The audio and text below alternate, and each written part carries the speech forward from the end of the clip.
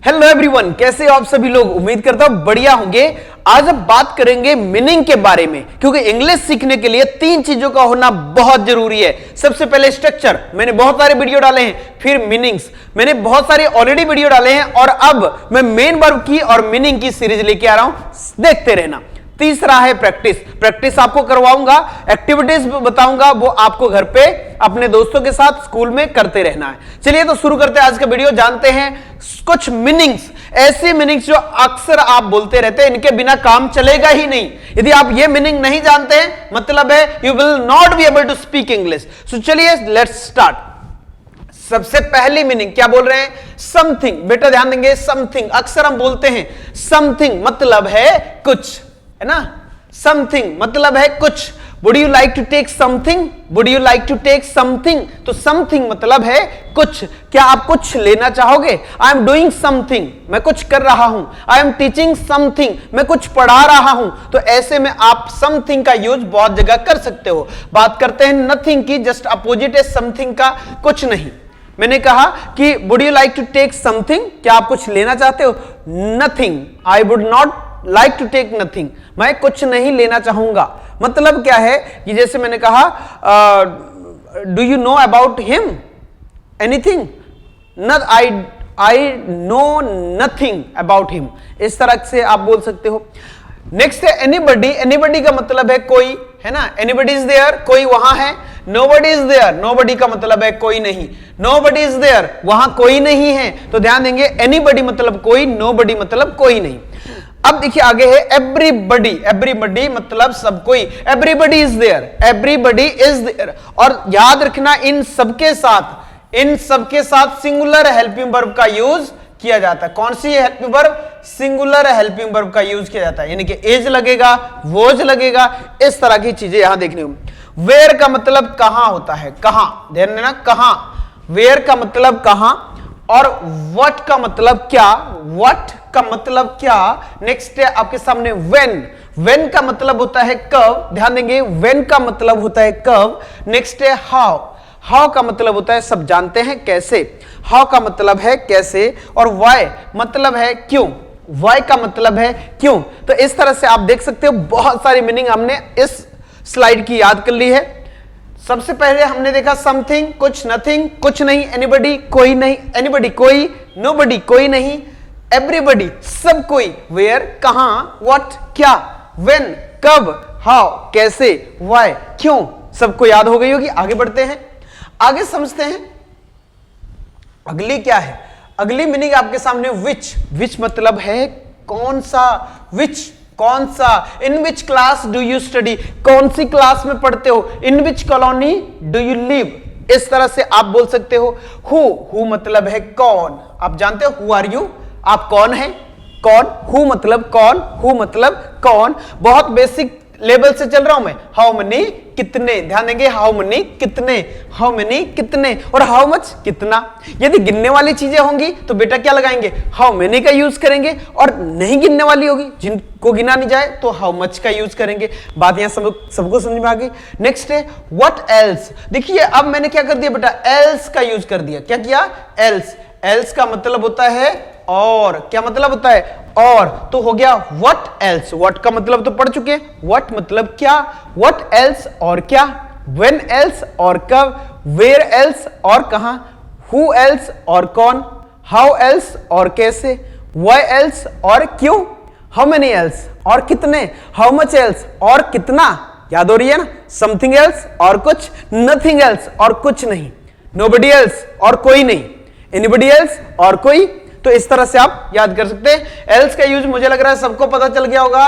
Else मतलब है और, किसी भी वर्ड के साथ लगा दो, जैसे व्हाट के साथ तो व्हाट एल्स और क्या, व्हेन एल्स और कब, हाउ एल्स और कैसे, समथिंग एल्स और कुछ, नथिंग एल्स और कुछ नहीं, एनीबडी एल्स और कुछ और कोई, सॉरी, नोबडी एल्स और कोई नहीं।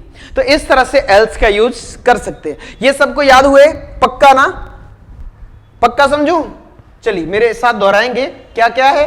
विच कौन सा, हु कौन, और हाउ मनी कितने, हाउ मच कितना, व्हाट एल्स और क्या, वेयर एल्स और कहां, हाउ एल्स और कैसे, हाउ मेनी एल्स और कितने, हाउ मच एल्स और कितना, और विच एल्स कौन सा। नेक्स्ट आपके सामने क्या है, व्हाई एल्स बता चुका हूं, और क्यों, हु एल्स और कौन, समथिंग समबडी एल्स और कोई, somebody else और कोई, नेक्स्ट है nobody else और कोई नहीं, nobody else और कोई नहीं, something else और कुछ, something else और कुछ, nothing else और कुछ नहीं।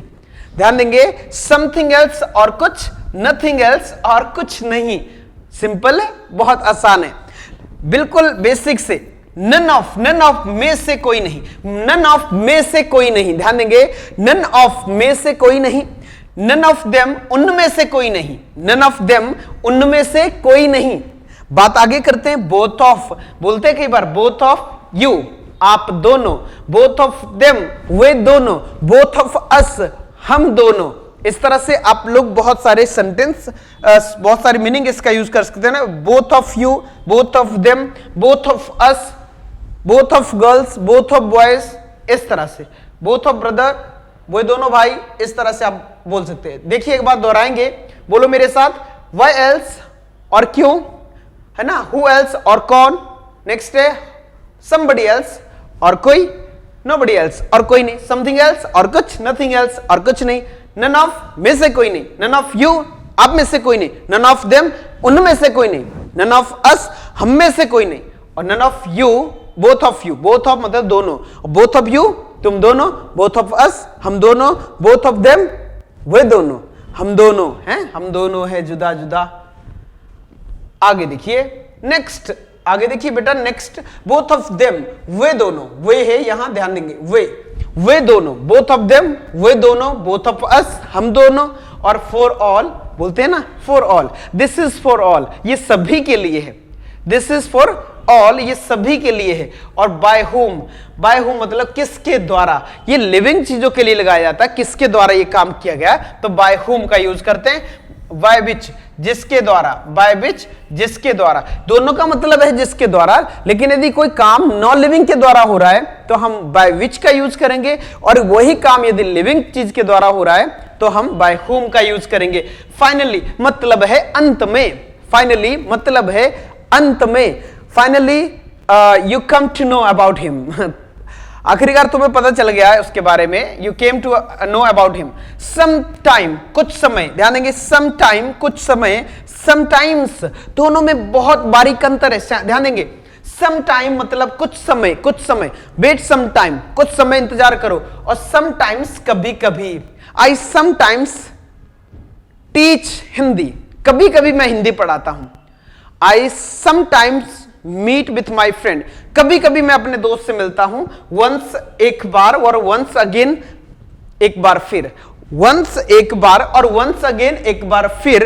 नेक्स्ट है बिफोर के पहले और आफ्टर के बाद में, बिफोर के पहले आफ्टर के बाद में, और मैंने कहा बिफोर सम टाइम कुछ समय पहले, आफ्टर सम टाइम कुछ समय बाद। बात यहां समझ में आ गई, बिफोर आफ्टर आपको याद हो गया होगा, ठीक है। नेक्स्ट आपके सामने है जस्ट मतलब होता है अभी अभी, जस्ट मैंने ये जस्ट अभी पढ़ा है, जस्ट मतलब जस्ट नाउ, अभी अभी, just recently. The person who Jin